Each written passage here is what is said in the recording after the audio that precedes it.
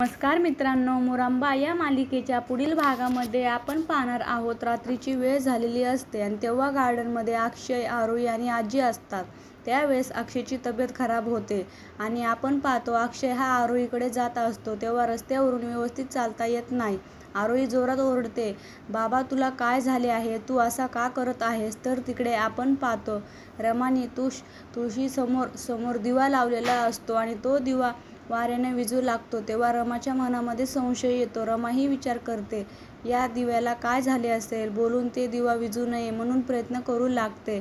तर तिकडे आपण पाहतो अक्षय व्यवस्थित चालता येत नाही आणि तो रस्त्यावरून कोसळतो आणि त्याच वेळेस आपण पाहतो अक्षयच्या पाठीमागे एक वरता वेगाने मोठी गाडी येते असते आणि ती गाडी पाहिल्यानंतर आरोही ही अतिशय घाबरते व तिला अक्षयला उठवण्यासाठी बाबा म्हणून जोरजोरात ओरडू लागते. तर तिकडे आपण पाहतो रमाने तुळशी समोर लावलेला दिवा देखील विझतो आणि रमा ही अतिशय घाबरते. आता पुढे येणाऱ्या भागामध्ये रमा आणि आरोही अक्षयला वाचवू शकतील का, हे पाहणे अतिशय रंजक ठरणार आहे. मुरांबा या मालिकेचे सर्व अपडेट पाहण्यासाठी आमच्या चॅनलला लाईक करा, शेअर करा आणि सबस्क्राईब करायला विसरू नका. धन्यवाद.